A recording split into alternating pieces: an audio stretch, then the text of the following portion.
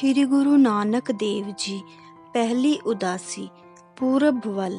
ਸ਼੍ਰੀ ਗੁਰੂ ਨਾਨਕ ਸਾਹਿਬ ਜੀ ਨੇ ਧਰਤ ਲੋਕਾਂ ਨੂੰ ਸੋਧਣ ਹਿਤ ਪਹਿਲੀ ਉਦਾਸੀ ਪੂਰਬ ਵੱਲ ਨੂੰ ਆਰੰਭ ਕੀਤੀ, ਜਿਸ ਦਿਸ਼ਾ ਵਿੱਚ ਭਾਰਤ ਦੇ ਹਿੰਦੂ ਮਤ ਨਾਲ ਸੰਬੰਧਿਤ ਜ਼ਿਆਦਾਤਰ ਧਾਰਮਿਕ ਸਥਾਨ ਸਨ।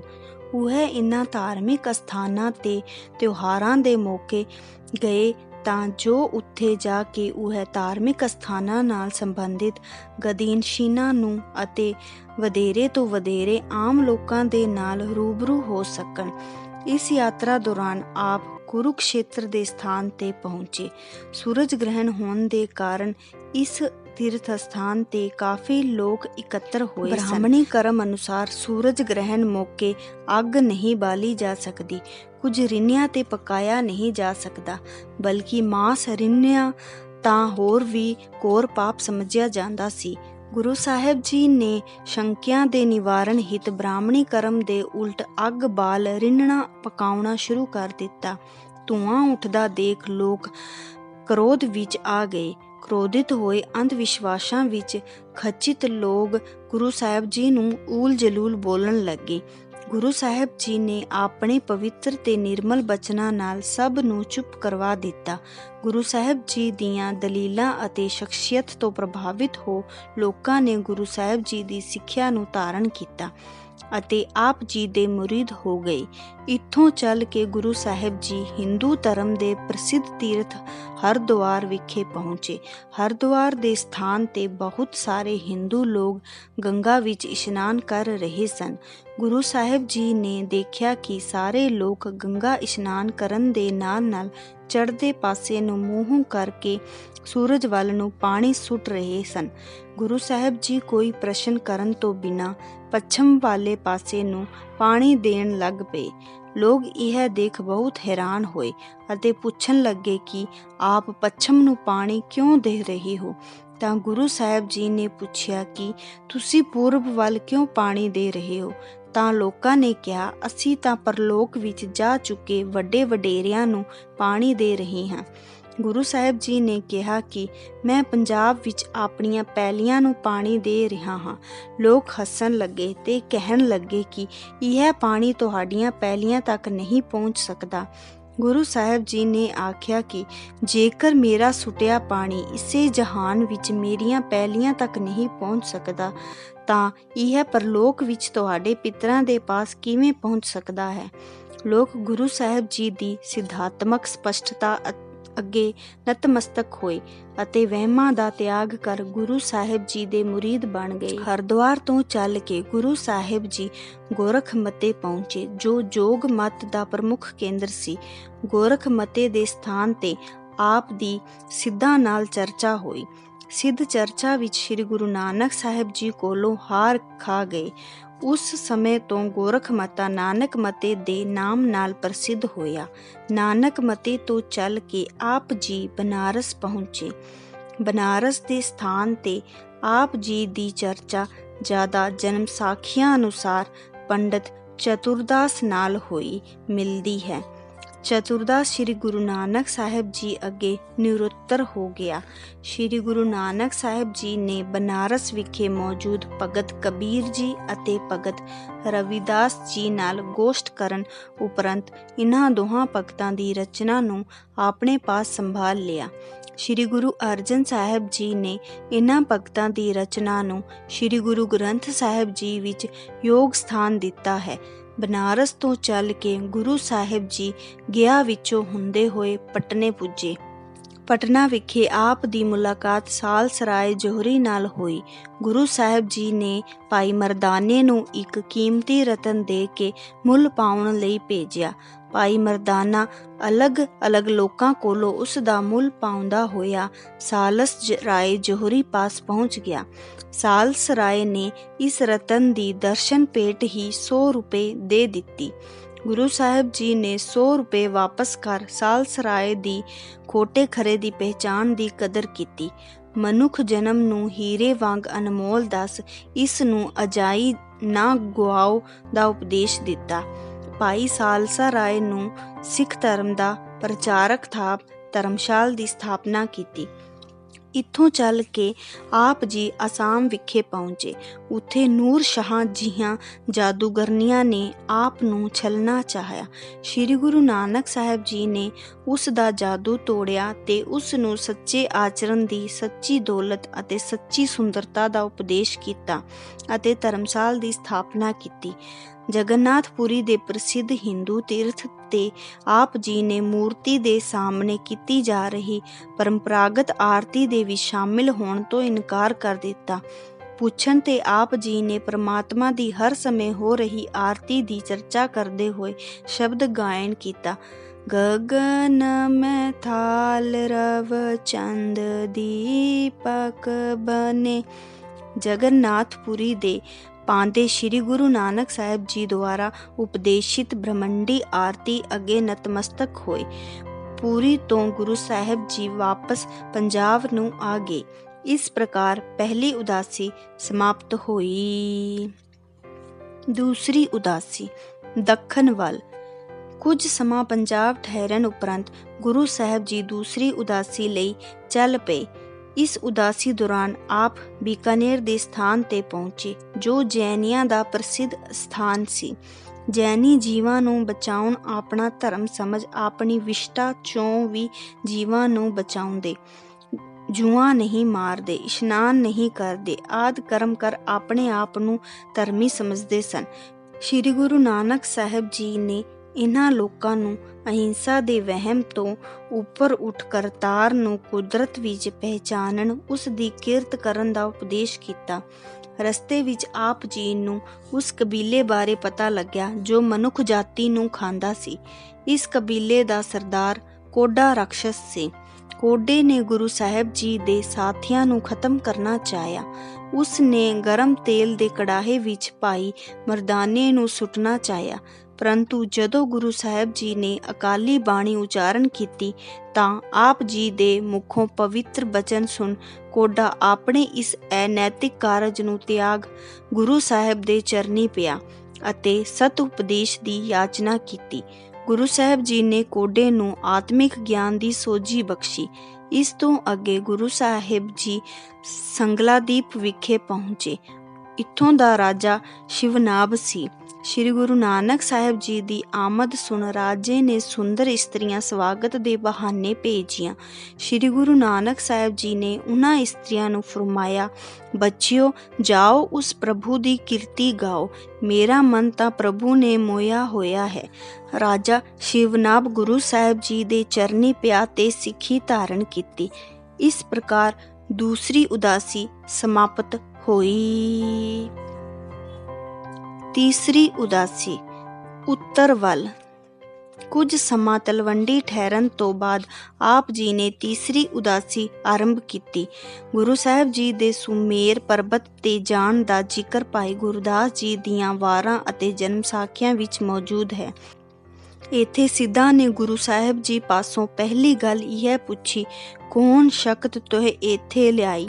ਤਾਂ ਸ੍ਰੀ ਗੁਰੂ ਨਾਨਕ ਸਾਹਿਬ ਜੀ ਨੇ ਪਰਮਾਤਮਾ ਦੇ ਸ਼ਬਦ ਦੀ ਤਾਕਤ ਨੂੰ ਬਿਆਨ ਕਰਦੇ ਹੋਏ ਫਰਮਾਇਆ, ਨਾਨਕ ਨਾਮ ਜਪੇ ਗਤ ਪਾਏ। ਗੁਰੂ ਬਾਬੇ ਦੇ ਆਤਮਕ ਗਿਆਨ ਨੂੰ ਵੇਖ ਸਿੱਧਾਂ ਨੇ ਕਰਾਮਾਤਾਂ ਦਾ ਸਹਾਰਾ ਲਿਆ। ਸਿੱਧਾਂ ਨੇ ਖੱਪਰ ਦੇ ਕੇ ਬਾਬੇ ਨੂੰ ਨੇੜੇ ਦੇ ਤਲਾਬ ਤੋਂ ਪਾਣੀ ਲਿਆਉਣ ਲਈ ਕਿਹਾ। ਗੁਰੂ ਸਾਹਿਬ ਜੀ ਵਾਪਸ ਆ ਕੇ ਕਹਿਣ ਲੱਗੇ, ਪਾਣੀ ਤਾਂ ਉੱਥੇ ਨਹੀਂ ਹੈ। ਸਿੱਧ ਇਹ ਉੱਤਰ ਸੁਣ ਸ਼ਰਮਸਾਰ ਹੋਏ ਤੇ ਸ੍ਰੀ ਗੁਰੂ ਨਾਨਕ ਸਾਹਿਬ ਜੀ ਦੀ ਅਜ਼ਮਤ ਅੱਗੇ ਸਿਰ ਨਿਵਾਇਆ। ਗੁਰੂ ਸਾਹਿਬ ਜੀ ਨੇ ਸੁਮੇਰ ਪਰਬਤ ਦੇ ਸਥਾਨ ਤੇ ਸਿੱਧਾਂ ਨਾਲ ਜੋ ਵਿਚਾਰ ਚਰਚਾ ਕੀਤੀ ਉਹ ਹੈ ਸਿੱਧ ਗੋਸ਼ਟ ਦੇ ਸਿਰਲੇਖ ਅਧੀਨ ਗੁਰੂ ਗ੍ਰੰਥ ਸਾਹਿਬ ਜੀ ਵਿੱਚ ਦਰਜ ਹੈ। ਇੱਥੋਂ ਗੁਰੂ ਸਾਹਿਬ ਜੀ ਲਦਾਖ ਤੋਂ ਹੁੰਦੇ ਹੋਏ ਹੇਮੂਸ਼ ਗੋਪਾਂ ਦੇ ਸਥਾਨ ਤੇ ਪਹੁੰਚੇ। ਮੌਜੂਦਾ ਸਮੇਂ ਵੀ ਇਸ ਸਥਾਨ ਤੇ ਸ੍ਰੀ ਗੁਰੂ ਨਾਨਕ ਸਾਹਿਬ ਜੀ ਦੀ ਨਾਨਕ ਲਾਮਾ ਆਖ ਕੇ ਪੂਜਾ ਕੀਤੀ ਜਾਂਦੀ ਹੈ। ਇਸ ਉਦਾਸੀ ਦੌਰਾਨ ਆਪ ਮਟਨ ਸਾਹਿਬ ਤੋਂ ਅੱਗੇ ਸਿਆਲਕੋਟ ਪੁੱਜੇ। ਇੱਥੇ ਗੁਰੂ ਸਾਹਿਬ ਜੀ ਨੇ ਮਰਦਾਨੇ ਨੂੰ ਬਾਜ਼ਾਰੋਂ 1 ਪੈਸੇ ਦਾ ਸੱਚ ਅਤੇ 1 ਪੈਸੇ ਦਾ ਝੂਠ ਖਰੀਦਣ ਵਾਸਤੇ ਭੇਜਿਆ। ਭਾਈ ਮੁੱਲਾ ਜੀ ਨੇ 2 ਪੈਸੇ ਲੈ ਕੇ ਇੱਕ ਕਾਗਜ਼ ਤੇ ਜੀਵਨਾ ਝੂਠ ਤੇ ਮਰਨਾ ਸੱਚ ਲਿਖ ਦਿੱਤਾ। ਸ਼੍ਰੀ ਗੁਰੂ ਨਾਨਕ ਸਾਹਿਬ ਜੀ ਨੇ ਦੋਵੇਂ ਕਾਗਜ਼ ਪੀਰ ਹਮਜ਼ਾ ਗੋਸ਼ ਅੱਗੇ ਧਰੇ। ਹਮਜ਼ਾ ਗੋਸ਼ ਨੂੰ ਤਸੱਲੀ ਹੋਈ ਕਿ ਸ਼ਹਿਰ ਵਿੱਚ ਸਾਰੇ ਅਧਰਮੀ ਨਹੀਂ, ਧਰਮੀ ਵੀ ਹਨ। ਹਮਜ਼ਾ ਗੋਸ਼ ਗੁਰੂ ਸਾਹਿਬ ਜੀ ਦੀ ਗਿਆਨ ਖੜਗ ਦਾ ਕਾਇਲ ਹੋਇਆ।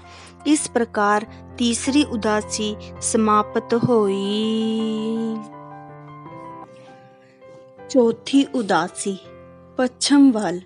ਤਲਵੰਡੀ ਵਿਖੇ ਕੁਝ ਸਮਾਂ ਠਹਿਰਨ ਤੋਂ ਬਾਅਦ ਆਪਣੇ ਮੱਧ ਪੂਰਬੀ ਦੇਸ਼ਾਂ ਦੀ ਯਾਤਰਾ ਦੀ ਤਿਆਰੀ ਕੀਤੀ। ਇਸ ਵੇਰ ਆਪ ਜੀ ਨੇ ਮੁਸਲਮਾਨੀ ਅਸਥਾਨਾਂ ਦੀ ਯਾਤਰਾ ਕਰਨ ਦਾ ਫੈਸਲਾ ਕੀਤਾ। ਮੱਕੇ ਦੀ ਯਾਤਰਾ ਕਰਨ ਵਾਲੇ ਯਾਤਰੀ ਹਾਜੀ ਕਹਾਉਂਦੇ ਹਨ। ਇਸ ਲਈ ਸ੍ਰੀ ਗੁਰੂ ਨਾਨਕ ਸਾਹਿਬ ਜੀ ਨੇ ਹਾਜੀਆਂ ਵਾਂਗ ਹਜ ਗੁਜ਼ਾਰਨ ਵਰਗੀ ਤਿਆਰੀ ਕੀਤੀ। ਗੁਰੂ ਸਾਹਿਬ ਜੀ ਨੇ ਹਾਜੀਆਂ ਵਾਲਾ ਬਾਣਾ ਪਹਿਨ, ਨੀਲ ਬਸਤਰ ਪਾ, ਇੱਕ ਕੱਛ ਵਿੱਚ ਕਿਤਾਬ, ਦੂਜੀ ਵਿੱਚ ਮੁਸਲਾ ਅਤੇ ਹੱਥ ਵਿੱਚ ਸੋਟਾ ਫੜ ਲਿਆ। ਭਾਈ ਮਰਦਾਨਾ ਜੀ ਆਪ ਜੀ ਦੇ ਸੰਗੀ ਸਨ। ਤਲਵੰਡੀ ਤੋਂ ਚੱਲ ਕੇ ਆਪ ਪਾਕਪਟਨ ਵਿਖੇ ਪਹੁੰਚੇ। ਪਾਕਪਟਨ ਵਿਖੇ ਸੂਫੀ ਮਤ ਦੇ ਚਿਸ਼ਤੀ ਸਿਲਸਿਲੇ ਦੇ ਵਾਰਸ ਸ਼ੇਖ ਇਬਰਾਹਿਮ ਨੂੰ ਮਿਲੇ। ਸ਼੍ਰੀ ਗੁਰੂ ਨਾਨਕ ਸਾਹਿਬ ਜੀ ਸਮੁੰਦਰੀ ਰਸਤੇ ਰਾਹੀਂ ਮੱਕੇ ਪਹੁੰਚੇ। ਮੱਕਾ ਇੱਕ ਬਹੁਤ ਪ੍ਰਸਿੱਧ ਸ਼ਹਿਰ ਹੈ। ਧਾਰਮਿਕ ਜਗਤ ਵਿੱਚ ਇਸ ਦਾ ਇੱਕ ਵਿਸ਼ੇਸ਼ ਸਥਾਨ ਹੈ। ਇਸਲਾਮ ਦੇ ਆਗਮਨ ਤੋਂ ਪਹਿਲਾਂ ਵੀ ਮੱਕਾ ਇੱਕ ਬਹੁਤ ਵੱਡਾ ਵਪਾਰਕ ਕੇਂਦਰ ਸੀ। ਮੱਕੇ ਪਹੁੰਚ ਆਪ ਕਾਬੇ ਵੱਲ ਨੂੰ ਪੈਰ ਕਰਕੇ ਸੋ ਗਏ। ਮੁਸਲਮਾਨ ਦੁਨੀਆ ਵਿੱਚ ਕਿਤੇ ਵੀ ਹੋਵੇ, ਉਹ ਹਮੇਸ਼ਾ ਨਮਾਜ਼ ਪੜ੍ਹਦੇ ਸਮੇਂ ਕਾਬੇ ਨੂੰ ਹੀ ਸਿਜਦਾ ਕਰਦਾ ਹੈ। ਕਾਬੇ ਵੱਲ ਪੈਰ ਪਸਾਰਨੇ ਤਾਂ ਇੱਕ ਵੱਡਾ ਭਾਰੀ ਗੁਨਾਹ ਸਮਝਿਆ ਜਾਂਦਾ ਹੈ। ਗੁਰੂ ਸਾਹਿਬ ਜੀ ਨੂੰ ਇੰਜ ਸੁੱਤਿਆਂ ਵੇਖ ਕੇ ਹਾਜੀ ਰੋਲਾ ਪਾਉਣ ਲੱਗੇ। ਜੀਵਨ ਨਾਮੇ ਇੱਕ ਪੰਜਾਬੀ ਹਾਜੀ ਨੇ ਗੁਰੂ ਸਾਹਿਬ ਜੀ ਨੂੰ ਠੁੱਡ ਮਾਰਿਆ ਤੇ ਉਲ ਜਲੂਲ ਬੋਲਿਆ। ਗੁਰੂ ਸਾਹਿਬ ਜੀ ਹੱਸ ਪਏ ਤਾਂ ਪਿਆਰ ਭਰੀ ਆਵਾਜ਼ ਵਿੱਚ ਕਿਹਾ ਕਿ ਮਿੱਤਰਾ, ਮੈਂ ਪਰਦੇਸੀ ਹਾਂ। ਜਿੱਧਰ ਰੱਬ ਦਾ ਘਰ ਨਹੀਂ, ਮੇਰੀਆਂ ਲੱਤਾਂ ਉੱਧਰ ਨੂੰ ਕਰ ਦਿਓ। ਜੀਵਨ ਨੇ ਜਿਉਂ ਹੀ ਗੁਰੂ ਸਾਹਿਬ ਜੀ ਦੀਆਂ ਲੱਤਾਂ ਕਾਬੇ ਤੋਂ ਪਰੇ ਨੂੰ ਘੁਮਾਈਆਂ ਤਾਂ ਕੀ ਤੱਕਿਆ ਕਿ ਕਾਬਾ ਵੀ ਉਸੇ ਪਾਸੇ ਮੌਜੂਦ ਹੈ ਜਿਸ ਪਾਸੇ ਗੁਰੂ ਸਾਹਿਬ ਜੀ ਦੇ ਪੈਰ। ਸ੍ਰੀ ਗੁਰੂ ਨਾਨਕ ਸਾਹਿਬ ਜੀ ਨੇ ਹਾਜੀਆਂ ਨੂੰ ਪਰਮਾਤਮਾ ਦੀ ਸਰਬ ਵਿਆਪਕਤਾ ਨੂੰ ਸਪਸ਼ਟ ਕਰਦੇ ਹੋਏ ਉਸ ਦੇ ਸਰਗੁਣ ਸਰੂਪ ਨੂੰ ਸਮਝਣ ਦਾ ਉਪਦੇਸ਼ ਕੀਤਾ। ਅਗਲੀ ਸਵੇਰੇ ਬਹੁਤ ਸਾਰੇ ਹਾਜੀ ਗੁਰੂ ਸਾਹਿਬ ਜੀ ਦੁਆਲੇ ਆ ਜੁੜੇ ਅਤੇ ਆਪ ਜੀ ਨਾਲ ਚਰਚਾ ਕਰਨ ਲੱਗੇ। ਜਦੋਂ ਹਾਜੀਆਂ ਨੇ ਪੁੱਛਿਆ ਕਿ ਤੁਸੀਂ ਹਿੰਦੂ ਹੋ ਜਾਂ ਮੁਸਲਮਾਨ, ਤਾਂ ਆਪ ਨੇ ਉੱਤਰ ਦਿੱਤਾ ਕਿ ਮੈਂ ਅੱਲਾ ਦਾ ਰਚਿਆ 5 ਤੱਤਾਂ ਦਾ ਪੁਤਲਾ ਹਾਂ, ਨਾ ਹਮ ਹਿੰਦੂ ਨਾ ਮੁਸਲਮਾਨ। ਹਾਜੀਆਂ ਨੇ ਫਿਰ ਪੁੱਛਿਆ, ਹਿੰਦੂ ਰੱਬ ਦੀ ਦਰਗਾਹ ਵਿੱਚ ਪ੍ਰਵਾਨ ਹੋਵੇਗਾ ਜਾਂ ਮੁਸਲਮਾਨ? ਤਾਂ ਗੁਰੂ ਸਾਹਿਬ ਜੀ ਨੇ ਉੱਤਰ ਦਿੱਤਾ ਕਿ ਦਰਗਾਹ ਵਿੱਚ ਤਾਂ ਅਮਲਾਂ ਦਾ ਨਿਬੇੜਾ ਹੋਵੇਗਾ। ਹਾਜੀਆਂ ਨੇ ਗੁਰੂ ਸਾਹਿਬ ਜੀ ਤੋਂ ਕੋਈ ਨਿਸ਼ਾਨੀ ਮੰਗੀ ਤਾਂ ਗੁਰੂ ਸਾਹਿਬ ਜੀ ਨੇ ਆਪਣੀਆਂ ਖੜਾਵਾਂ ਨਿਸ਼ਾਨੀ ਵਜੋਂ ਦਿੱਤੀਆਂ। ਗੁਰੂ ਸਾਹਿਬ ਜੀ ਮੱਕੇ ਤੋਂ ਮਦੀਨਾ ਅਤੇ ਫਿਰ ਮੁਸਲਮਾਨ ਦੇ ਗੜ੍ਹ ਬਗਦਾਦ ਵਿਖੇ ਪਹੁੰਚੇ। ਬਗਦਾਦ ਵਿੱਚ ਆਪ ਦੀ ਮੁਲਾਕਾਤ ਫਕੀਰ ਸ਼ਾਹ ਬਹਿਲੋਲ ਨਾਲ ਹੋਈ। ਉਸ ਥਾਂ ਗੁਰੂ ਸਾਹਿਬ ਜੀ ਦੀ ਯਾਦ ਵਿੱਚ ਹੁਣ ਵੀ ਯਾਦਗਾਰੀ ਥੜਾ ਮੌਜੂਦ ਹੈ। ਥੜੇ ਦੇ ਪਿੱਛੇ ਕੰਧ ਵਿੱਚ ਜੋ ਇਬਾਰਤ ਲਿਖੀ ਗਈ ਹੈ, ਉਸ ਅਨੁਸਾਰ ਗੁਰੂ ਸਾਹਿਬ ਜੀ ਉਸ ਥਾਂ ਹਿਜਰੀ 929 ਮੁਤਾਬਕ 1520-21 ਈਸਵੀ ਨੂੰ ਉੱਥੇ ਬਿਰਾਜੇ। ਬਗਦਾਦ ਤੋਂ ਆਪ ਤਹਿਰਾਨ, ਕੰਧਾਰ ਤੇ ਫਿਰ ਕਾਬਲ ਪਹੁੰਚੇ। ਕਾਬਲ ਉਸ ਸਮੇਂ ਬਾਬਰ ਦੇ ਰਾਜ ਅਧੀਨ ਸੀ। ਗੁਰੂ ਸਾਹਿਬ ਜੀ ਨੇ ਕਾਬਲ ਵਿਖੇ ਸਿੱਖ ਧਰਮਸਾਲ ਦੀ ਸਥਾਪਨਾ ਕਰ ਪ੍ਰਚਾਰਕ ਨਿਯੁਕਤ ਕੀਤੇ। ਕਾਬਲ ਤੋਂ ਚੱਲ ਕੇ ਆਪ ਜਲਾਲਾਬਾਦ ਤੇ ਖੈਬਰ ਪਾਸ ਤੋਂ ਹੁੰਦੇ ਹੋਏ ਹਸਨ ਅਬਦਾਲ ਪਹੁੰਚੇ। ਹਸਨ ਅਬਦਾਲ ਵਿਖੇ ਪਹਾੜੀ ਉੱਪਰ ਵਲੀ ਕੰਧਾਰੀ ਦਾ ਡੇਰਾ ਸੀ। ਹਸਨ ਅਬਦਾਲ ਦੇ ਲੋਕ ਗੁਰੂ ਦਰਸ਼ਨ ਕਰ ਤ੍ਰਿਪਤ ਹੋਣ ਲੱਗੇ। ਵਲੀ ਕੰਧਾਰੀ ਨੇ ਗੁੱਸੇ ਵਿੱਚ ਆ ਪਾਣੀ ਦਾ ਚਸ਼ਮਾ ਬੰਦ ਕਰ ਦਿੱਤਾ, ਜੋ ਹਸਨ ਅਬਦਾਲ ਦੇ ਲੋਕਾਂ ਦਾ ਮੁੱਖ ਪਾਣੀ ਦਾ ਸਰੋਤ ਸੀ। ਲੋਕਾਂ ਦੀ ਮੰਗ ਦਾ ਉਸ ਉੱਪਰ ਕੋਈ ਅਸਰ ਨਾ ਹੋਇਆ। ਸ੍ਰੀ ਗੁਰੂ ਨਾਨਕ ਸਾਹਿਬ ਜੀ ਨੇ ਭਾਈ ਮਰਦਾਨੇ ਨੂੰ ਵਲੀ ਕੰਧਾਰੀ ਕੋਲ ਅਰਜ਼ ਕਰਨ ਲਈ ਭੇਜਿਆ, ਪਰ ਉਸ ਨੇ ਕੋਈ ਵੀ ਗੱਲ ਮੰਨਣ ਅਤੇ ਪਾਣੀ ਦੇਣ ਤੋਂ ਇਨਕਾਰ ਕਰ ਦਿੱਤਾ। ਭਾਈ ਮਰਦਾਨਾ ਜੀ ਦੀਆਂ ਦੁਬਾਰਾ ਬੇਨਤੀਆਂ ਕਰਨ ਤੇ ਵੀ ਵਲੀ ਕੰਧਾਰੀ ਨੇ ਪਾਣੀ ਨਹੀਂ ਦਿੱਤਾ। ਅੰਤ ਸ੍ਰੀ ਗੁਰੂ ਨਾਨਕ ਸਾਹਿਬ ਜੀ ਨੇ ਸਤ ਕਰਤਾਰ ਆਖ ਪਹਾੜੀ ਦੇ ਥੱਲਿਓਂ ਪੱਥਰ ਚੁੱਕਿਆ ਤਾਂ ਚਸ਼ਮਾ ਵਹਿ ਤੁਰਿਆ। ਨਗਰ ਦੀ ਸੰਗਤ ਨੇ ਗੁਰੂ ਸਾਹਿਬ ਜੀ ਦੀ ਜੈ ਜੈਕਾਰ ਕੀਤੀ ਅਤੇ ਸਿੱਖੀ ਧਾਰਨ ਕੀਤੀ। ਵਲੀ ਕੰਧਾਰੀ ਇਹ ਵੇਖ ਹੋਰ ਗੁੱਸੇ ਵਿੱਚ ਆਇਆ ਤਾਂ ਉਸ ਨੇ ਵੱਡਾ ਸਾਰਾ ਪੱਥਰ ਗੁਰੂ ਸਾਹਿਬ ਜੀ ਨੂੰ ਮਾਰਨ ਵਾਸਤੇ ਪਹਾੜ ਤੋਂ ਥੱਲੇ ਰੇੜਿਆ। ਗੁਰੂ ਸਾਹਿਬ ਜੀ ਅਡੋਲ ਚਿੱਤ ਬੈਠੇ ਰਹੇ। ਜਦੋਂ ਪੱਥਰ ਆਪ ਜੀ ਪਾਸ ਪੁੱਜਣ ਲੱਗਾ ਤਾਂ ਆਪ ਜੀ ਨੇ ਸਤ ਕਰਤਾਰ ਆਖ ਆਪਣੇ ਪੰਜੇ ਨਾਲ ਉਸ ਪੱਥਰ ਨੂੰ ਰੋਕ ਲਿਆ। ਗੁਰੂ ਸਾਹਿਬ ਜੀ ਦਾ ਪੰਜਾ ਉਸ ਪੱਥਰ ਵਿੱਚ ਲੱਗ ਗਿਆ ਅਤੇ ਪੱਥਰ ਉੱਥੇ ਹੀ ਰੁਕ ਗਿਆ। ਵਲੀ ਕੰਧਾਰੀ ਇਹ ਕੋਤਕ ਵੇਖ ਹੈਰਾਨ ਹੋਇਆ। ਅੰਤ ਗੁਰੂ ਸਾਹਿਬ ਜੀ ਦੇ ਚਰਨਾਂ ਤੇ ਡਹਿ ਪਿਆ। ਇਸ ਸਥਾਨ ਤੇ ਹੁਣ ਗੁਰਦੁਆਰਾ ਪੰਜਾ ਸਾਹਿਬ ਮੌਜੂਦ ਹੈ ਜੋ ਅਜੋਕੇ ਸਮੇਂ ਪਾਕਿਸਤਾਨ ਵਿੱਚ ਹੈ। ਇੱਥੋਂ ਆਪ ਜੀ ਸਦਪੁਰ ਪਹੁੰਚੇ। ਉਸ ਸਮੇਂ ਹੀ ਬਾਬਰ ਨੇ ਸਦਪੁਰ ਤੇ ਹਮਲਾ ਕਰ ਦਿੱਤਾ ਸੀ। ਇਹ ਘਟਨਾ 1521-22 ਈਸਵੀ ਦੇ ਆਸ-ਪਾਸ ਦੀ ਹੈ। ਬਾਬਰ ਨੇ ਜਿਸ ਪ੍ਰਕਾਰ ਸਦਪੁਰ ਸ਼ਹਿਰ ਤੇ ਹਮਲਾ ਕੀਤਾ ਅਤੇ ਕਤਲੋਂ ਗਾਰਤ ਮਚਾਈ, ਸ੍ਰੀ ਗੁਰੂ ਨਾਨਕ ਸਾਹਿਬ ਜੀ ਨੇ ਉਸ ਸਾਰੇ ਘਟਨਾਕ੍ਰਮ ਨੂੰ ਬਾਣੀ ਵਿੱਚ ਬਿਆਨ ਕੀਤਾ ਹੈ। ਇਸ ਘਟਨਾ ਨਾਲ ਸੰਬੰਧਿਤ ਸ਼ਬਦ ਸ੍ਰੀ ਗੁਰੂ ਗ੍ਰੰਥ ਸਾਹਿਬ ਜੀ ਵਿੱਚ ਦਰਜ ਹਨ ਅਤੇ ਇਹਨਾਂ ਨੂੰ ਬਾਬਰਵਾਣੀ ਦੇ ਨਾਮ ਨਾਲ ਯਾਦ ਕੀਤਾ ਜਾਂਦਾ ਹੈ। ਸਦਪੁਰ ਤੋਂ ਗੁਰੂ ਸਾਹਿਬ ਜੀ ਤਲਵੰਡੀ ਵਿਖੇ ਪਹੁੰਚੇ ਅਤੇ ਫਿਰ ਸੁਲਤਾਨਪੁਰ ਤੋਂ ਹੋ ਕੇ ਆਪ ਜੀ ਰਾਵੀ ਦੇ ਕੰਢੇ ਸਥਿਤ ਕਰਤਾਰਪੁਰ ਦੇ ਸਥਾਨ ਤੇ ਪਹੁੰਚ ਗਏ। ਇੱਥੇ ਆਪ ਜੀ ਪਰਿਵਾਰ ਸਮੇਤ ਰਹਿੰਦੇ ਹੋਏ ਖੇਤੀ ਕਰਨ ਲੱਗੇ। ਗੁਰੂ ਸਾਹਿਬ ਜੀ ਕਰਤਾਰਪੁਰ ਵਿਖੇ ਈਸ਼ਵਰੀ ਗਿਆਨ, ਭਗਤੀ ਅਤੇ ਰੱਬੀ ਕੀਰਤਨ ਦੇ ਖੁੱਲ੍ਹੇ ਗੱਫੇ ਵਰਤਾ ਕੇ ਲੋਕਾਂ ਨੂੰ ਆਤਮਕ ਖੁਰਾਕ ਨਾਲ ਤ੍ਰਿਪਤ ਕਰਦੇ। ਦੋਵੇਂ ਵੇਲੇ ਤੁਰਕੀ ਬਾਣੀ ਦਾ ਉਚਾਰਨ ਹੁੰਦਾ ਅਤੇ ਗੁਰੂ ਸਾਹਿਬ ਜੀ ਸ਼ੰਕਿਆਂ ਦੀ ਨਿਵਰਤੀ ਕਰ ਤਪਤੇ ਹਿਰਦਿਆਂ ਨੂੰ ਸ਼ਾਂਤ ਕਰਦੇ ਅਤੇ ਸਭ ਨੂੰ ਜੀ ਦਾਨ ਦੇ ਕੇ ਭਗਤੀ ਵਿੱਚ ਲਾ ਹਰ ਸਿਉ ਮਿਲਾ ਰਹੇ ਸਨ। ਇਸ ਸਮੇਂ ਦੌਰਾਨ ਆਪ ਜੀ ਨੂੰ ਪਤਾ ਚੱਲਿਆ ਕਿ ਸ਼ਿਵਰਾਤਰੀ ਦੇ ਮੌਕੇ ਅਚਲ ਵਟਾਲੇ ਦੇ ਸਥਾਨ ਤੇ ਜੋਗੀ ਤੇ ਸਿੱਧ ਆਪਣੀਆਂ ਕਰਾਮਾਤਾਂ ਦਿਖਾ ਭੋਲੀ ਭਾਲੀ ਜਨਤਾ ਨੂੰ ਲੁੱਟਦੇ ਹਨ। ਇਸ ਯਾਤਰਾ ਨੂੰ ਗੁਰੂ ਸਾਹਿਬ ਜੀ ਦੀ ਪੰਜਵੀਂ ਉਦਾਸੀ ਨਾਲ ਵੀ ਯਾਦ ਕੀਤਾ ਜਾਂਦਾ ਹੈ। ਗੁਰੂ ਸਾਹਿਬ ਜੀ ਭਾਈ ਮਰਦਾਨਾ ਜੀ ਨੂੰ ਨਾਲ ਲੈ ਅਚਲ ਵਟਾਲੇ 'ਚ ਪਹੁੰਚੇ। ਆਪ ਮੇਲੇ ਤੋਂ ਥੋੜੇ ਹਟਵੇਂ ਬਹਿ ਕੀਰਤਨ ਕਰਨ ਲੱਗੇ। ਸੰਗਤਾਂ ਗੁਰੂ ਸਾਹਿਬ ਜੀ ਦੇ ਦੁਆਲੇ ਆ ਜੁੜੀਆਂ।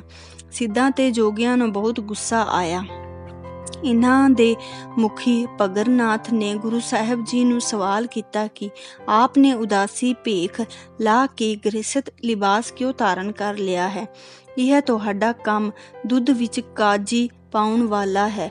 ਗੁਰੂ ਸਾਹਿਬ ਜੀ ਨੇ ਉੱਤਰ ਦਿੱਤਾ ਕਿ ਅਸੀਂ ਤਾਂ ਗੁਰਮੁਖ ਖੋਜਣ ਕਾਰਨ ਹੀ ਉਦਾਸੀ ਭੇਖ ਧਾਰਨ ਕੀਤਾ ਸੀ। ਉਹ ਕੰਮ ਸੰਪੂਰਨ ਹੋ ਗਿਆ ਹੈ, ਇਸ ਲਈ ਅਸੀਂ ਹੁਣ ਫਿਰ ਗ੍ਰਹਿਸਥ ਲਿਬਾਸ ਪਹਿਨ ਲਿਆ ਹੈ। ਪਰੰਤੂ ਭਗਰਨਾਥ ਜੀ, ਤੁਸੀਂ ਇਸ ਭਰਮ ਵਿੱਚ ਫਸੇ ਹੋਏ ਹੋ। ਜਿਨ੍ਹਾਂ ਗ੍ਰਹਿਸਥੀਆਂ ਨੂੰ ਮਾੜਾ ਕਹਿੰਦੇ ਹੋ, ਫਿਰ ਉਹਨਾਂ ਦੇ ਘਰੇ ਹੀ ਮੰਗਣ ਜਾਂਦੇ ਹੋ। ਜਿਨ੍ਹਾਂ ਕੋਲੋਂ ਮੰਗ ਕੇ ਖਾਂਦੇ ਹੋ, ਉਹਨਾਂ ਦੀ ਹੀ ਨਿੰਦਿਆ ਕਰਦੇ ਹੋ। ਇਹ ਕਿੱਥੋਂ ਦਾ ਤਿਆਗ ਹੈ? ਕਿਰਤ ਕਮਾਈ ਛੱਡ ਗ੍ਰਹਿਸਥ ਦਾ ਤਿਆਗ ਕਰ। ਆਪਣੀ ਵਿਹਲੜ ਬਿਰਤੀ ਨੂੰ ਤੁਸੀਂ ਚੰਗਾ ਸਮਝਦੇ ਹੋ, ਗ੍ਰਹਿਸਥੀ ਬਣਨਾ ਮਾੜਾ ਸਮਝਦੇ ਹੋ। ਇਹ ਕਿੱਥੋਂ ਦਾ ਜੋਗ ਹੈ? ਐਸੀ ਗ੍ਰਹਿਸਥੀ ਵਿੱਚ ਰਹਿ ਕੇ ਮਾਤਾ ਪਿਤਾ ਦੀ ਸੇਵਾ ਕਰ, ਬੱਚਿਆਂ ਦਾ ਪਾਲਣ ਕਰ, ਦਸਾਂ ਨੋਹਾਂ ਦੀ ਕਿਰਤ ਕਰ, ਰੱਬ ਦੀ ਸ਼ੁਕਰ ਵਿੱਚ ਵੰਡ ਕੇ ਛਕਦੇ ਹਾਂ। ਅਸੀਂ ਤਾਂ ਇਹੋ ਜੋਗ ਕਮਾਉਂਦੇ ਹਾਂ ਤੇ ਹੋਰਨਾਂ ਨੂੰ ਇਹ ਜੋਗ ਧਾਰਨ ਕਰਨ ਦਾ ਉਪਦੇਸ਼ ਕਰਦੇ ਹਾਂ। ਗੁਰੂ ਸਾਹਿਬ ਜੀ ਦੇ ਬਚਨ ਸੁਣ ਜੋਗੀ ਨਿਰੁੱਤਰ ਹੋ ਗਏ। ਫਿਰ ਜੋਗੀਆਂ ਤੇ ਸਿੱਧਾਂ ਨੇ ਕਰਾਮਾਤਾਂ ਵਿਖਾ ਰਿੱਧੀਆਂ ਸਿੱਧੀਆਂ ਦੇ ਬਲ ਤੇ ਗੁਰੂ ਸਾਹਿਬ ਜੀ ਨੂੰ ਡਰਾਉਣ ਤੇ ਭਰਮਾਉਣ ਦਾ ਯਤਨ ਕੀਤਾ। ਇਹ ਸਾਰੀ ਚਰਚਾ ਭਾਈ ਗੁਰਦਾਸ ਜੀ ਨੇ ਆਪਣੀ ਪਹਿਲੀ ਵਾਰ ਦੀ ਪੌੜੀ ਉੱਪਰ ਅੰਕਿਤ ਕੀਤੀ ਹੈ। ਜੋਗੀ ਅਤੇ ਸਿੱਧ ਗੁਰੂ ਸਾਹਿਬ ਜੀ ਦਾ ਉੱਤਰ ਸੁਣ ਹਾਰ ਮੰਨ ਗਏ। ਭਵਿੱਖ ਵਿੱਚ ਇਸ ਚਰਚਾ ਤੋਂ ਬਾਅਦ ਜੋਗੀਆਂ ਤੇ ਸਿੱਧਾਂ ਨੇ ਕਦੇ ਵੀ ਗੁਰੂ ਘਰ ਨਾਲ ਮੱਥਾ ਲਾਉਣ ਦਾ ਹਿਆ ਵੀ ਨਹੀਂ ਕੀਤਾ। ਅਚਲ ਵਟਾਲੇ ਤੋਂ ਬਾਅਦ ਗੁਰੂ ਸਾਹਿਬ ਜੀ ਨੂੰ ਪਤਾ ਲੱਗਾ ਕਿ ਮੁਲਤਾਨ ਵਿੱਚ ਵੀ ਪਖੰਡੀ ਪੀਰ ਫਕੀਰ ਲੋਕਾਂ ਨੂੰ ਵਹਿਮ ਭਰਮਾਂ ਵਿੱਚ ਪਾ ਕੇ ਕੁਰਾਹੇ ਪਾ ਤੰਗ ਕਰਦੇ ਸਨ। ਮੁਲਤਾਨ ਸ਼ਹਿਰ ਪੀਰਾਂ ਫਕੀਰਾਂ ਨਾਲ ਭਰਪੂਰ ਸੀ। ਗੁਰੂ ਸਾਹਿਬ ਜੀ ਦੀ ਆਮਦ ਸੁਣ ਪੀਰਾਂ ਫਕੀਰਾਂ ਨੇ ਦੁੱਧ ਦਾ ਨੱਕੋ ਨੱਕ ਭਰਿਆ ਹੋਇਆ ਕਟੋਰਾ ਗੁਰੂ ਸਾਹਿਬ ਜੀ ਨੂੰ ਭੇਜਿਆ। ਉਹਨਾਂ ਦਾ ਭਾਵ ਸੀ ਕਿ ਇਹ ਨਗਰ ਪਹਿਲਾਂ ਹੀ ਪੀਰਾਂ ਫਕੀਰਾਂ ਨਾਲ ਭਰਿਆ ਪਿਆ ਹੈ, ਹੋਰ ਕਿਸੇ ਸਾਧੂ ਫਕੀਰ ਲਈ ਇੱਥੇ ਕੋਈ ਥਾਂ ਨਹੀਂ। ਗੁਰੂ ਸਾਹਿਬ ਜੀ ਨੇ ਉੱਤਰ ਵਿੱਚ ਚਮੇਲੀ ਦਾ ਫੁੱਲ ਤੋੜ ਕੇ ਦੁੱਧ ਦੇ ਭਰੇ ਹੋਏ ਕਟੋਰੇ ਉੱਪਰ ਟਿਕਾ ਦਿੱਤਾ। ਉੱਤਰ ਸੀ ਕਿ ਅਸੀਂ ਪਹਿਲੇ ਪੀਰਾਂ ਫਕੀਰਾਂ ਉੱਪਰ ਕੁਝ ਠੋਸਣ ਨਹੀਂ, ਬਲਕਿ ਚਮੇਲੀ ਦੇ ਫੁੱਲ ਦੀ ਤਰ੍ਹਾਂ ਨਿਰਲੇਪ ਰਹਿਣ ਵਾਸਤੇ ਆਏ ਹਾਂ।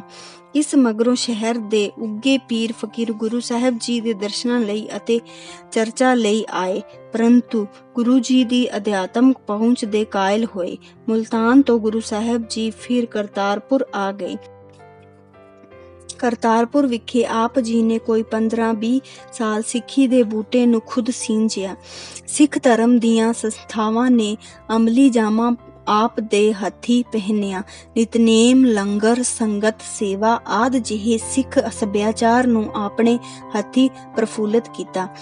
ਭਾਈ ਗੁਰਦਾਸ ਜੀ ਦੇ ਕਥਨ ਅਨੁਸਾਰ ਕਰਤਾਰਪੁਰ ਵਿਖੇ ਰੋਜ਼ ਦਾ ਨਿਤਨੇਮ, ਸੋਦਰ ਆਰਤੀ, ਗਾਵੀਐ ਅੰਮ੍ਰਿਤ ਵੇਲੇ ਜਾਪ ਉਚਾਰਾਂ ਸਥਾਪਿਤ ਹੋ ਗਿਆ ਸੀ। ਕਿਰਤ ਕਰੋ, ਨਾਮ ਜਪੋ ਤੇ ਵੰਡ ਛਕੋ ਦੇ ਹੁਕਮਾਂ ਨੂੰ ਗੁਰੂ ਸਾਹਿਬ ਜੀ ਆਪ ਕਮਾ ਕੇ ਦੱਸ ਰਹੇ ਸਨ। ਭਾਈ ਲਹਿਣਾ ਜੀ ਆਪ ਜੀ ਕੋਲ 1531 ਈਸਵੀ ਦੇ ਆਸ-ਪਾਸ ਆਏ। ਸ੍ਰੀ ਗੁਰੂ ਨਾਨਕ ਸਾਹਿਬ ਜੀ ਦੀ ਅਧਿਆਤਮਵਾਦ ਪਹੁੰਚ ਦੇ ਕਾਇਲ ਹੋ ਕਰਤਾਰਪੁਰ ਹੀ ਗੁਰੂ ਸਾਹਿਬ ਜੀ ਕੋਲ ਨਿਵਾਸ ਕਰ ਸੇਵਾ ਦੇ ਸਿਮਰਨ ਵਿੱਚ ਦਿਨ ਗੁਜ਼ਾਰਨ ਲੱਗੇ। ਭਾਈ ਲਹਿਣਾ ਜੀ ਦਾ ਭਰੋਸਾ, ਸਿੱਖੀ ਸਿਦਕ, ਯੋਗਤਾ, ਆਗਿਆਕਾਰੀ ਸੁਭਾਅ ਅਤੇ ਸਿੱਖੀ ਸ਼ਰਧਾ ਵੇਖ ਕੇ ਆਪ ਜੀ ਬਹੁਤ ਪ੍ਰਸੰਨ ਹੋਏ। ਗੁਰੂ ਸਾਹਿਬ ਜੀ ਦੇ ਹੁਕਮ ਨੂੰ ਭਾਈ ਲਹਿਣਾ ਜੀ ਖਿੜੇ ਮੱਥੇ ਕਬੂਲਦੇ ਅਤੇ 7 ਬਚਨ ਆਖ ਪੂਰਾ ਕਰਦੇ। ਗੁਰੂ ਸਾਹਿਬ ਜੀ ਨੇ ਭਾਈ ਲਹਿਣਾ ਜੀ ਨੂੰ ਆਪਣੇ ਹੋਰ ਸਿੱਖ ਸੇਵਕਾਂ ਅਤੇ ਆਪਣੇ ਪੁੱਤਰਾਂ ਬਾਬਾ ਸ਼੍ਰੀ ਚੰਦ ਜੀ ਅਤੇ ਬਾਬਾ ਲਖਮੀ ਦਾਸ ਜੀ ਤੋਂ ਵਧੇਰੇ ਆਗਿਆਕਾਰੀ ਤੇ ਗੁਰਮਤਿ ਸੂਝ-ਬੂਝ ਦੇ ਪਾਂਦੀ ਜਾਣ ਅਤੇ ਹੋਰ ਪ੍ਰੀਖਿਆਵਾਂ ਵਿੱਚੋਂ ਲੰਘਾਉਣ ਉਪਰੰਤ ਭਾਈ ਲਹਿਣਾ ਜੀ ਤੋਂ ਸ੍ਰੀ ਗੁਰੂ ਅੰਗਦ ਸਾਹਿਬ ਜੀ ਬਣਾ ਗੁਰਗੱਦੀ ਦਾ ਕੰਮ ਸੰਭਾਲਣ ਵਾਸਤੇ ਸਭ ਤੋਂ ਵੱਧ ਯੋਗ ਸਮਝਿਆ। ਆਪ ਜੀ ਨੇ ਸਖਤ ਪ੍ਰੀਖਿਆ ਤੋਂ ਬਾਅਦ ਸ੍ਰੀ ਗੁਰੂ ਅੰਗਦ ਸਾਹਿਬ ਜੀ ਨੂੰ 1539 ਈਸਵੀ ਵਿੱਚ ਗੁਰਗੱਦੀ ਤੇ ਬਿਰਾਜਮਾਨ ਕਰਵਾਇਆ ਅਤੇ ਆਪ ਉਹਨਾਂ ਦੇ ਚਰਨਾਂ ਤੇ ਨਮਸਕਾਰ ਕੀਤੀ। ਉਪਰੰਤ ਆਪ ਜੀ ਨੇ ਬਾਬਾ ਸ਼੍ਰੀ ਚੰਦ ਤੇ ਬਾਬਾ ਲਖਮੀ ਦਾਸ ਦੇ ਵਿਰੋਧ ਕਾਰਨ ਆਪ ਜੀ ਨੂੰ ਖੰਡੂਰ ਸਾਹਿਬ ਵਿਖੇ ਜਾਣ ਦੀ ਸਲਾਹ ਦਿੱਤੀ। ਸ੍ਰੀ ਗੁਰੂ ਅੰਗਦ ਸਾਹਿਬ ਜੀ ਖੰਡੂਰ ਵਿਖੇ ਆ ਰਹੇ। ਰਾਏ ਸੱਤਾ ਅਤੇ ਬਲਵੰਡ ਦੀ ਰਾਮਕਲੀ ਕੀ ਵਾਰ ਇਸ ਘਟਨਾ ਦੀ ਗਵਾਹੀ ਭਰਦੀ ਹੈ ਕਿ ਆਪ ਸ੍ਰੀ ਗੁਰੂ ਨਾਨਕ ਸਾਹਿਬ ਜੀ ਦਾ ਹੁਕਮ ਮੰਨ ਖੰਡੂਰ ਸਾਹਿਬ ਆ ਰਹੇ। ਹੁਣ ਜੋ ਵੀ ਸੰਗਤ ਸ੍ਰੀ ਗੁਰੂ ਨਾਨਕ ਸਾਹਿਬ ਜੀ ਦੇ ਦਰਸ਼ਨਾਂ ਹਿਤ ਆਉਂਦੀ, ਆਪ ਖੁਦ ਉਹਨਾਂ ਨੂੰ ਸ੍ਰੀ ਗੁਰੂ ਅੰਗਦ ਸਾਹਿਬ ਜੀ ਦੇ ਦਰਸ਼ਨ ਕਰ ਤ੍ਰਿਪਤ ਹੋਣ ਦੀ ਪ੍ਰੇਰਣਾ ਕਰਦੇ। ਆਪ ਜੀ ਨੇ ਕੁੱਲ 977 ਸ਼ਬਦ 20 ਰਾਗਾਂ ਵਿੱਚ ਉਚਾਰੇ। ਆਪ ਜੀ ਦੀਆਂ ਰਚਨਾਵਾਂ ਵਿੱਚੋਂ ਪ੍ਰਮੁੱਖ ਜਪਜੀ ਸਾਹਿਬ, ਸਿੱਧਗੋਸ਼ਟ, ਪੱਟੀ, ਦੱਖਣੀ ਓਂਕਾਰ, ਆਰਤੀ, ਬਾਬਰਵਾਣੀ ਆਦਿ ਪ੍ਰਮੁੱਖ ਬਾਣੀਆਂ ਹਨ। ਜਪਜੀ ਸਾਹਿਬ ਨਿਤਨੇਮ ਦੀ ਬਾਣੀ ਹੈ, ਜਿਸ ਦਾ ਪਾਠ ਹਰ ਗੁਰਸਿੱਖ ਰੋਜ਼ਾਨਾ ਅੰਮ੍ਰਿਤ ਵੇਲੇ ਕਰਦਾ ਹੈ। ਆਪ ਜੀ ਦੀ ਸਾਰੀ ਬਾਣੀ ਸ੍ਰੀ ਗੁਰੂ ਗ੍ਰੰਥ ਸਾਹਿਬ ਜੀ ਵਿੱਚ ਮੌਜੂਦ ਹੈ, ਜੋ ਮਨੁੱਖਤਾ ਨੂੰ ਅੰਧਕਾਰ ਤੋਂ ਪ੍ਰਕਾਸ਼ ਵੱਲ ਜਾਣ ਦਾ ਮਾਰਗ ਦਰਸਾ ਰਹੀ ਹੈ। ਅੰਤ ਕਰਤਾਰ ਵੱਲੋਂ ਸੌਂਪੀ ਹਰ ਜ਼ਿੰਮੇਵਾਰੀ ਨੂੰ ਪੂਰਾ ਕਰ ਆਪ 1539 ਈਸਵੀ ਨੂੰ ਕਰਤਾਰਪੁਰ ਸਾਹਿਬ ਪਾਕਿਸਤਾਨ ਵਿਖੇ ਅਕਾਲ ਪੁਰਖ ਵਿੱਚ ਅਭੇਦ ਹੋ ਗਏ।